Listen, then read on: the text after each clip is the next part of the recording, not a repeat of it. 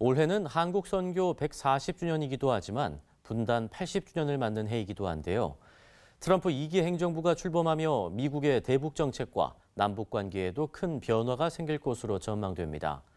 기독교 통일 전문가들은 급변하는 한반도 상황 속에서도 주도적으로 남북 관계를 개선하려는 의지를 견지해야 한다며 교회가 평화를 만들어내는 일에 적극 나서야 한다고 강조했습니다.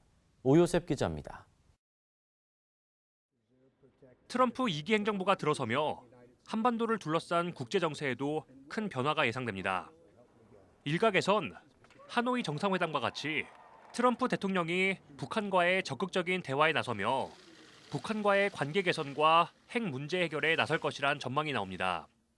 반면 미국의 이익을 최우선시하는 정책 기조상 현재의 경색된 남북 관계가 고착될 거란 시각도 존재합니다. 방위비 분담금을 대폭 증액하고 한반도를 미중 갈등의 장으로 삼을 수 있다는 겁니다.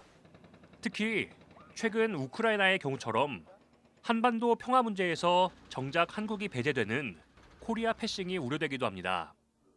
기독교 통일 전문가들은 이러한 예측 불허의 상황 속에서 한반도 문제를 주변 강대국에 의존하기보다는 주도적으로 남북 관계를 개선하려는 의지를 가져야 한다고 강조했습니다. 주변에 있는 동맹국들에게도 굉장히 당황스러운 그런 이제 정책을 펼칠 것 같습니다. 우리가 미국에만 매달려서는 안 된다. 일본과도 우리가 평화로운 관계를 회복하고 또 중국과도 그렇고 러시아와도 그렇고 또 북한과도 우리가 이렇게 경색된 분위기에서 어떻게든지 이것을 깨트리고 관계를 회복해 나가려고 하는 노력이 꼭 있어야 된다 생각합니다. 이들은 남북 관계가 어려울수록 교회가 민족의 평화와 통일을 위한 구심점 역할을 해야 한다고 말했습니다.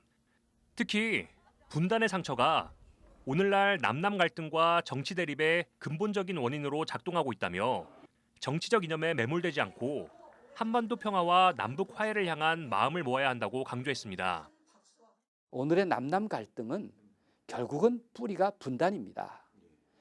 깊은 분단의 상처가 오늘 우리 사회에서 그때그때마다 재현되고 있거든요. 우리 민족의 평화와 통일을 위해서 기도해왔던 그 믿음의 중심을 잘 지키고 그리고 모든 그리스도인들이 적어도 남북의 화해의 입장에서만큼은 하나 될 수 있는 것이라 기대하기 때문에 동독 교회를 적으로 생각하기보다는 형제처럼 생각하면서 동독 교회를 적극적으로 도왔던 그것이 나중에는 결국 그 동독 교회가 동독의 민주화 운동의 가장 핵심에 설 수 있게 해준 그런 역할을 했거든요. 정치 논리나 또는 이념의 논리에서 움직이기보다는 하나님의 말씀, 결국 그것이 지향하는 것은 사랑과 평화다. 한편 최근 조선 그리스도교 연맹이 3년 만에 세계교회협의회에 신년 인사 메시지를 전달한 점도 주목됩니다. 북한의 대외 교류 의지를 암시하는 동시에 한국 교회가 민간 차원의 교류를 통해 경색된 남북 관계에 새로운 변화를 가져올 수 있을 거란 기대가 나옵니다. 기독교 통일 전문가들은 88 선언 등 역사적인 연결고리를 활용해 남북 간 신뢰를 회복하고 국제사회와의 연대를 통해 새로운 돌파구를 마련해야 한다고 강조했습니다.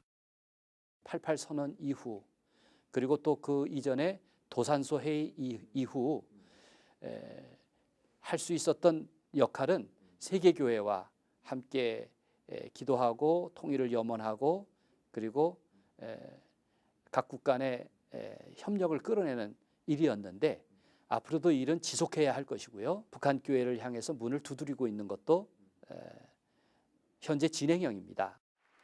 트럼프 2기 행정부에 대한 우려와 기대가 공존하는 가운데 남북 관계 개선을 위한 한국 교회의 더욱 적극적인 노력이 요구되고 있습니다. CBS 뉴스 오요셉입니다.